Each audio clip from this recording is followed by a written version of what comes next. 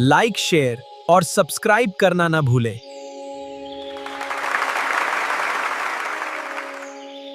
हरियापुर नाम के एक छोटे से गांव में रामू काका अपनी छोटी सी बेटी गुड़िया के साथ रहते थे। गांव में उनका कोई अपना नहीं था। गुड़िया की मां का देहांत कई साल पहले हो चुका था और तब से रामू काका ही माँ बाप दोनों बनकर उसे पाल रहे थे। रामू काका का एक छोटा सा मटन करी का ठेला था। अगली सुबह रामू काका अपना छोटा सा ठेला लेकर हमेशा की तरह चौराहे पर पहुंच गए। ठंडी हवा चल रही थी और आसमान में हल्की धूप फैली थी। रामू काका मन ही मन सोच रहे थे, हे भगवान, अगर आज 2-3 प्लेट मटन करी बिक जाए तो घर का खर्चा चल जाएगा। गुड़िया की किताबें भी लेनी है। तभी एक दुबला पतला फटे कपड़ों में लिपटा छोटा बच्चा उनके ठेले के पास आया। काका, मुझे बहुत ज्यादा भूख लगी है, क्या आप मुझे मटन करी खिला सकते हो? पैसे अभी नहीं हैं। रामू काका ने उसकी हालत देखी, दिल भर आया। उन्हें अपनी ही गुड़िया याद आ गई। अरे बेटा, क्यों नहीं, खाना भूखों का हक है। ये ले, गर्मा गर्म एक प्लेट। वो पूरी प्लेट चुपचाप खा गया और बोला, धन्यवाद काका, भगवान आपको बहुत खुश रखे। कुछ देर बाद दूसरे गांव से एक आदमी आया, लखन। उसके कपड़ों और चाल ढाल से लगता था कि वो थोड़ा संपन्न है। अरे काका, इस उम्र में भी ठेला लगाए हुए हो? क्या बताऊं बेटा, घर में बैठे बैठे मन नहीं लगता, ऊपर से कमाने वाला भी और कोई नहीं। एक ही बेटी है मेरी, गुड़िया। बस रोज 2-3 प्लेट बिक जाती हैं तो गुजारा हो जाता है, और मुझे चाहिए भी क्या। सही बात है काका, चलिए मेरे लिए भी एक प्लेट लगा दीजिए। रामू काका ने तुरंत एक प्लेट गर्मा गर्म करी परोसी। लखन ने पहला ही कौर खाया तो उसकी आंखें चमक उठी। अरे वाह काका, ऐसा मटन तो मैंने आज तक नहीं खाया। ये तो कमाल का स्वाद है। अरे बेटा, ये सब गांव की मिट्टी का स्वाद है। काका, आप मेरे साथ मेरे गांव चलिए, मैं आपको आधे पर रख लूंगा। जितनी कमाई होगी आधी आपकी आधी मेरी। खूब चलेगा आपका स्वाद वहां। नहीं बेटा, मेरा मन बस इसी गांव में लगता है, मैं कहीं और नहीं जाना चाहता। काका, आपका मन लगता है, ये बात सही है, लेकिन आपकी बेटी भी तो है। उसकी शादी, उसका भविष्य, क्या ये 2-3 प्लेट बेचकर उसकी जिंदगी बन पाएगी? रामू काका चुप पड़ गए। लखन की बात दिल में उतरती चली गई। बात तो तू ठीक कह रहा है बेटा। ठीक है, मैं कल से तुम्हारे गांव आ जाऊंगा। लखन चला गया। रामू काका जब घर पहुंचे तो देखा कि गुड़िया चूल्हे के पास बैठी आग जला रही थी। अरे बेटा, बाहर तो बहुत ठंड है, अच्छा किया तूने आग जला ली। हाँ पिताजी, मैं आपका इंतजार कर रही थी, आप देर क्यों कर दिए? बेटा, हमें कल से दूसरे गांव जाना है। पर क्यों पिताजी, हम अपने गांव में ही ठीक थे, क्या हम इस गांव में नहीं रह सकते? नहीं मेरी गुड़िया, बात रहने की नहीं है, बात तेरे भविष्य की है। भविष्य? पिताजी, हम यहाँ भी खुश हैं, आप क्यों परेशान होते हो? देख बेटा, एक लड़का आया था, लखन। वो दूसरे गांव में एक बड़ा होटल चलाता है। उसने मुझे काम पर रख लेने का वादा किया है, अच्छी कमाई होगी। पिताजी, मुझे आपकी खुशियों से बढ़कर कुछ नहीं। जहां आप रहोगे वहीं मेरा घर है। गुड़िया और रामू काका दोनों गांव छोड़कर दूसरा गांव आजता है। अरे रामू काका, आप आ ही गए। चलिए, अच्छा हुआ समय पर पहुंच गए। हाँ बेटा, जैसा कहा था वैसा ही सुबह सुबह निकल पड़े। बहुत बढ़िया। काका, जल्दी से काम पर लग जाइए, आज भीड़ बहुत होगी और इराक भैया कभी भी आते ही होंगे। आप मटन करी बनाना शुरू कर दीजिए।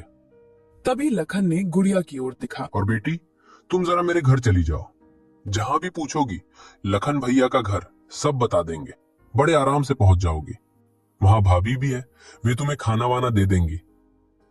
पिताजी, मैं अकेली कैसे जाऊं? डर मत बेटा, लखन बेटा बुरा नहीं है, उसके घर जा, भाभी से मिलना, बहुत अच्छे रिलेटेड है। रामू काका ने जैसे ही कढ़ाई में मसाले डाले, खुशबू पूरे होटल में फैल गई। थोड़ी ही देर में पहला ग्राहक तेजी से आया। अरे लखन भैया, ये चाचा को कहाँ से पकड़ लाए?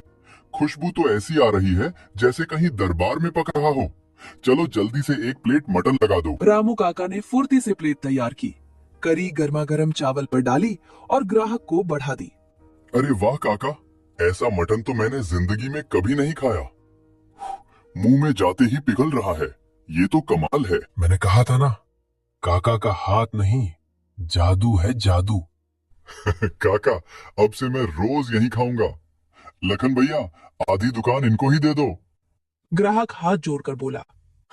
काका, अब से मैं रोज यही खाऊंगा लखन भैया, आधी दुकान इनको ही दे दो। धीरे धीरे और लोग भी खुशबू के पीछे पीछे आने लगे।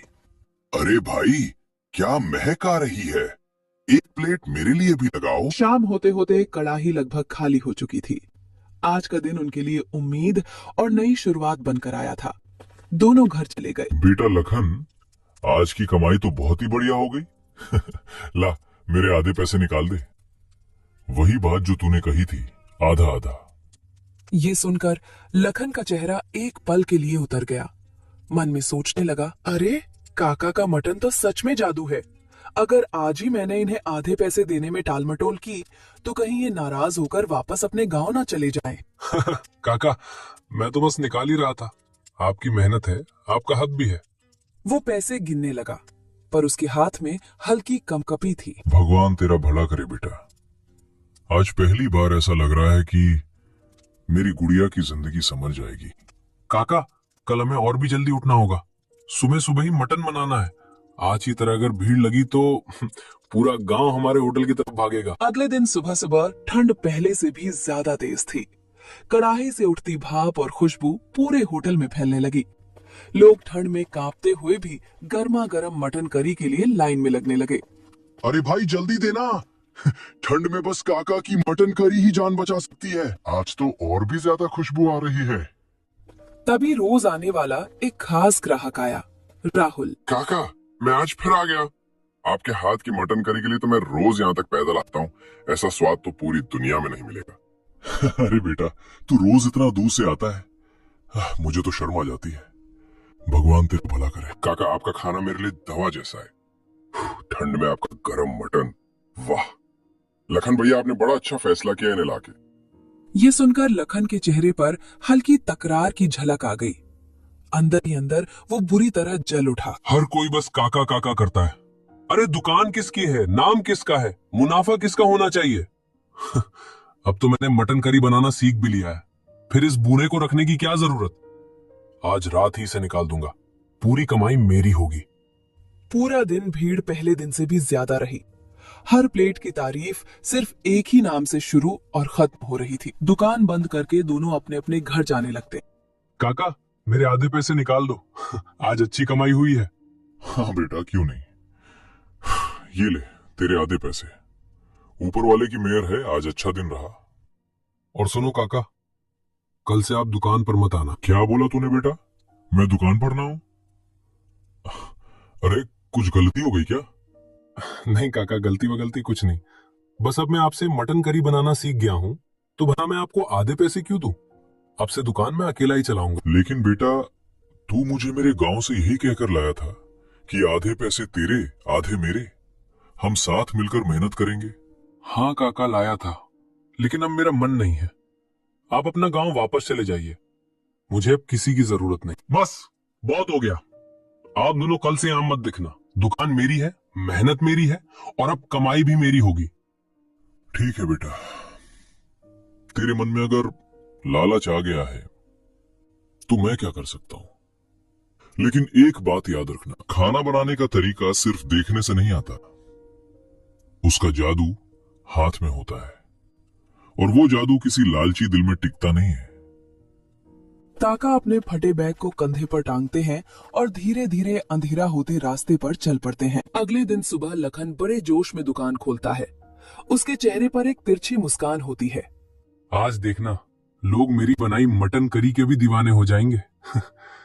काका समझते क्या थे, अपने हाथ का जादू। कुछ देर में पहला ग्राहक आता है। अरे लखन भैया, एक दमदार मटन करी दे दो, ठंड में गर्मा गर्म मजा आ जाएगा। गिरा पहला निवाला मुंह में डालता है और उसका चेहरा तुरंत बिगड़ जाता है। अरे ये क्या है, ये मटन करी है या उबला हुआ पानी? स्वाद कहाँ है, मसाला कहाँ है? मटन कच्चा क्यों लग रहा है? लखन एक पल को हक्का बक्का रह जाता है। क्या बोल रहे हो भाई? जैसे रोज बनती थी वैसे ही बनाई है। नहीं मत करो, ये तो बिल्कुल खराब है। मैं तो खत्म भी नहीं कर पा रहा। इतने में सुनील तेजी से आता है, हाथ रगड़ता हुआ, ठंड से जूझते हुए। लखन भाई, जल्दी से एक प्लेट मटन करी लगा दो, ठंड में कुछ गरम खा लूं। और काका कहाँ है? दिख नहीं रहे 2 दिन से। लखन बिना जवाब दिए प्लेट रख देता है। सुनील को और लेता है और तुरंत थूकने जैसा मुंह बनाता है। अरे ये किसने बनाई है? ये तो बिल्कुल खराब है। मैंने तो काका के हाथ की करी खाई है, उसमें तो जान होती थी। लेकिन ये तो कुछ भी नहीं है। लखन की भौहें सिकुड़ जाती हैं। यार प्लीज ऐसे मत बोलो, बन तो वैसे ही रही है जैसे काका बनाते थे। अरे हाँ हाँ, बिल्कुल बेकार है। मटन जैसे कच्चा पड़ा हो, मसाला जैसे कहीं खो गया हो। अरे लखन भाई, ये आपके बस की बात ही नहीं है। सच कहे तो बेटा, काका के हाथ में सच में कोई जादू था और तूने उन्हें निकाल दिया लालच में। एक एक करके सारे ग्राहक प्लेटें छोड़कर चल देते हैं। दुकान के सामने सन्नाटा छा जाता है। राहुल को कई दिनों से काका की याद सताने लगती है। काका की बनाई मटन करी का स्वाद ही नहीं, उनकी हंसी, उनकी बातें सब उसके दिल में बस गए थे। एक दिन वो ठंड में कांपते कांपते काका के गांव पहुंच जाता है। अरे काका, आप यहाँ क्या कर रहे हो? आपने दुकान क्यों छोड़ दी? अब तो आप हमारे गांव में दिखते भी नहीं। सब लोग आपको बहुत याद कर रहे हैं। क्या बताऊं बेटा राहुल, दिल टूट गया बस। लखन मुझे मेरे गांव से ये बोलकर लाया था कि आधी कमाई उसकी और आधी मेरी। सोचा था चलो मेहनत कर लूंगा, गुजारा हो जाएगा। पर जैसे ही कमाई बढ़ी, उसका मन बदल गया। काका, उसने बहुत गलत किया आपके साथ। लालची इंसान था वो, आपको इस्तेमाल किया और फिर निकाल दिया। लेकिन काका, एक बात जान लो, किसी के देखने से रेसिपी नहीं सीखी जा सकती। आपके हाथ में जो जादू है बेटा, अब कहां से शुरू करूं? न ठेला है, न बर्तन, न ही पैसे बचे हैं। थोड़े बहुत जो जमा थे, सोच रहा हूं बेटी की शादी कर दूं। मेरी उम्र भी ढल रही है बेटा, किस किस चीज के लिए भागूं? काका, आपने मुझे हमेशा बेटे की तरह प्यार दिया है। अब आपकी बारी है कि मुझे आपको संभालने दो। नहीं बेटा, मैं तेरे पैसों पर बोझ नहीं बनना चाहता। तू खुद मेहनत करता है, तेरे भी तो सपने होंगे। काका, आप बोझ नहीं, गौरव हो मेरे लिए। और रही सपनों की बात, मेरा एक ही सपना है, आपकी दुकान फिर से चले, आपकी मटन करी से गांव में खुशबू फैल जाए और आपकी बेटी की शादी धूमधाम से हो जाए। तू सच कह रहा है बेटा? क्या तू मेरे साथ ठेला चलाएगा? हाँ काका, आप बनाना, मैं बेचना। आपका सम्मान हमेशा सबसे ऊपर रहेगा और कसम से मैं आपको कभी अलग नहीं करूंगा। हम दोनों एक टीम रहेंगे। राहुल के साथ काका का ठेला दोबारा लग चुका था। सुबह सुबह गांव की गलियों में मसालों और देसी घी की खुशबू फैलने लगी थी। कुछ ही दिनों में ठेले पर भीड़ उमड़ने लगी। पहला ग्राहक गरम गरम भाप उठती कढ़ाई देखता ही बोल उठता, अरे काका, आप वापस आ गए। हम तो समझ बैठे थे कि अब कभी आपका मटन खाने को नहीं मिलेगा। कहाँ जाऊंगा मेरे भाइयों, बस जिंदगी ने थोड़ी परीक्षाएं ली थी। अब आया हूं तो रोज ताजी गरम गरम मटन करी खिलाऊंगा। आप जैसे लोगों की दुआएं जो साथ हैं। ग्राहक पहला निवाला खाते ही तालियां बजा देता है। अरे वाह काका, ये तो वही पुराना जादुई स्वाद। कदम जबरदस्त। आपके हाथ का मटन तो दिल में उतर जाता है। कई महीनों से दुकान बहुत अच्छा चल रहा था। राहुल भी काका की तरह प्यार और सफाई से मटन करी बनाना सीख चुका था। काका बिस्तर पर लेटे थे। राहुल घबराकर उनके पास बैठ गया। काका, क्या हुआ? आप ऐसे क्यों लेटे हो? डॉक्टर को बुलाऊं? नहीं बेटा, मुझे लगता है मेरी उम्र का वक्त पूरा हो रहा है।